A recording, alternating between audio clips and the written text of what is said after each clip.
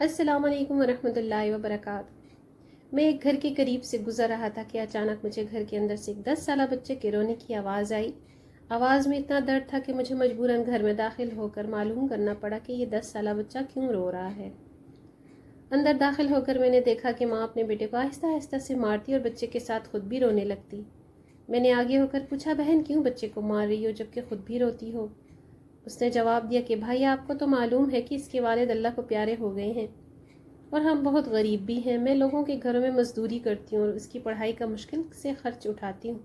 یہ کمبخت اسکول روزانہ دیر سے جاتا ہے اور روزانہ گھر دیر سے آتا ہے۔ جاتے ہوئے راستے میں کہیں کھیل کود میں لگ جاتا ہے اور پڑھائی کی طرف ذرا بھی توجہ نہیں دیتا، جس کی وجہ سے روزانہ اپنی اسکول کی وردی گندی کر لیتا ہے۔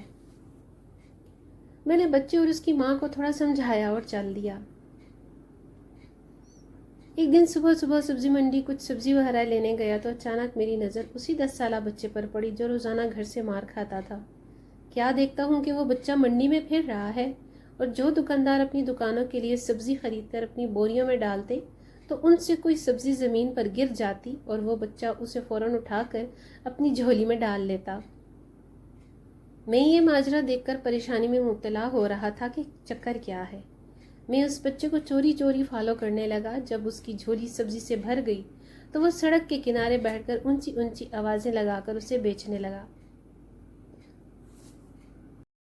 منہ پر مٹی، گندی وردی اور آنکھوں میں نمی کے ساتھ ایسا دکاندار زندگی میں پہلی بار دیکھ رہا تھا۔ دیکھتے دیکھتے اچانک ایک آدمی اپنی دکان سے اٹھا جس کی دکان کے سامنے اس بچے نے ننھی سی دکان لگائی تھی۔ اس شخص نے آتے ہی ایک زوردار پاؤں مار کر اس ننھی سی دکان کو جھٹکے ہی میں ساری سڑک پر پھیلا دیا اور بازو سے پکڑ کر اس بچے کو بھی اٹھا کر دھکا دے دیا۔ ننھا دکاندار آنکھوں میں آنسو لیے دوبارہ اپنی سبزی کو اکٹھا کرنے لگا اور تھوڑی دیر بعد اپنی سبزی کسی دوسری دکان کے سامنے ڈرتے ڈرتے لگا لی۔ بھلا ہو اس شخص کا جس کی دکان کے سامنے اب اس نے اپنی ننھی دکان لگائی۔ اس شخص نے اس بچے کو کچھ نہیں کہا۔ تھوڑی سی سبزی تھی، جلد ہی فروخت ہو گئی اور وہ بچہ اٹھا اور بازار میں ایک کپڑے والی دکان میں داخل ہوا اور دکاندار کو وہ پیسے دے کر دکان پر پڑا اپنا اسکول بیگ اٹھایا اور بنا کچھ کہے اسکول کی جانب چل دیا۔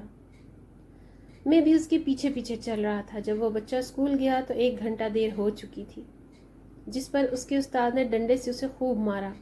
میں نے جلدی سے جا کر استاد کو منع کیا کہ یہ یتیم بچہ ہے، اسے مت مارو۔ استاد فرمانے لگے کہ سر یہ روزانہ 1 گھنٹہ دیر سے آتا ہے، میں روزانہ اسے سزا دیتا ہوں کہ ڈر سے اسکول پر ٹائم آئے اور کئی بار میں اس کے گھر بھی پیغام دے چکا ہوں۔ بچہ مار کھانے کے بعد کلاس میں بیٹھ کر پڑھنے لگا۔ میں نے اس کے استاد کا موبائل نمبر لیا اور گھر کی طرف چل دیا۔ گھر جا کر معلوم ہوا کہ میں جو سبزی لینے گیا تھا وہ تو بھول ہی گیا ہوں۔ حسب معمول بچے نے اسکول سے گھر آ کر ماں سے ایک بار پھر مار کھائی ہوگی۔ ساری رات میرا سر چکراتا رہا۔ اگلے دن صبح کی نماز ادا کی اور فوراً بچے کے استاد کو کال کی کہ منڈی ٹائم ہر حالت میں منڈی پہنچے، جس پر مجھے مثبت جواب ملا۔ سورج نکلا اور بچے کا اسکول جانے کا وقت ہوا اور بچہ گھر سے سیدھا منڈی اپنی ننھی دکان کا بندوبست کرنے نکلا۔ میں نے اس کے گھر جا کر اس کی والدہ کو کہا کہ بہن میرے ساتھ چلو، میں تمہیں بتاتا ہوں آپ کا بیٹا اسکول کیوں دیر سے جاتا ہے۔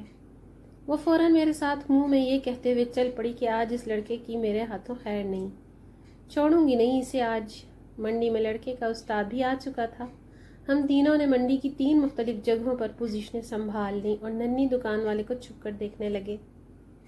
حسب معمول آج بھی اسے کافی لوگوں سے جھڑکیں لینی پڑیں اور آخرکار وہ لڑکا اپنی سبزی فروخت کر کے کپڑے والے کی دکان کی طرف چل دیا۔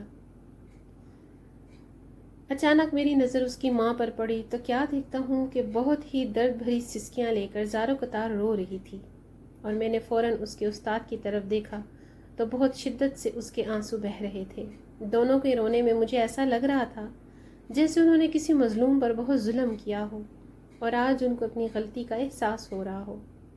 اس کی ماں روتے روتے گھر چلی گئی اور استاد بھی سسکیاں لیتے ہوئے اسکول چلا گیا۔ حسب معمول بچے نے دکاندار کو پیسے دیے اور آج اس کو دکاندار نے ایک لیڈی سوٹ دیتے ہوئے کہا کہ بیٹا آج سوٹ کے سارے پیسے پورے ہو گئے ہیں، اپنا سوٹ لے لو۔ بچے نے اس سوٹ کو پکڑ کر اسکول بیگ میں رکھا اور اسکول چلا گیا۔ آج بھی 1 گھنٹہ لیٹ تھا۔ وہ سیدھا استاد کے پاس گیا اور بیگ ڈیسک پر رکھ کر مار کھانے کے لیے پوزیشن سنبھالی اور ہاتھ آگے بڑھا دیے کہ استاد ڈنڈے سے اس کو مار لے۔ استاد کرسی سے اٹھا اور فوراً بچے کو گلے لگا کر اس قدر زور سے رویا کہ میں بھی دیکھ کر اپنے آنسوؤں پر قابو نہ رکھ سکا۔ میں نے اپنے آپ کو سنبھالا اور آگے بڑھ کر استاد کو چپ کرایا اور بچے سے پوچھا کہ یہ جو بیگ میں سوٹ ہے وہ کس کے لیے ہے؟ بچے نے جواب دیا کہ میری ماں امیر لوگوں کے گھر میں مزدوری کرنے جاتی ہے اور اس کے کپڑے پھٹے ہوئے ہوتے ہیں، اس کے جسم کو مکمل ڈھانپنے والا کوئی سوٹ نہیں ہے، اس لیے میں نے اپنی ماں کے لیے یہ سوٹ خریدا ہے۔ یہ سوٹ اب گھر لے جا کر ماں کو دو گے؟ میں نے بچے سے سوال پوچھا۔ جواب نے میرے اور اس کے استاد کے پیروں کے نیچے سے زمین ہی نکال دی۔ بچے نے جواب دیا، نہیں انکل، چھٹی کے بعد میں اسے درزی کو سلائی کے لیے دے دوں گا اور روزانہ تھوڑے تھوڑے پیسے جمع کر کے سلائی دوں گا۔ جب سلائی کے پیسے پورے ہو جائیں گے تب میں اسے اپنی ماں کو دوں گا۔ استاد اور میں یہ سوچ کر روتے جا رہے تھے کہ ابھی اس معصوم کو اور منڈی جانا پڑے گا اور لوگوں سے دھکے کھانے پڑیں گے اور ننھی دکان لگانی پڑے گی۔ آخر کب تک غریبوں کے بچے ننھی دکانیں لگاتے رہیں گے؟ آخر کب تک؟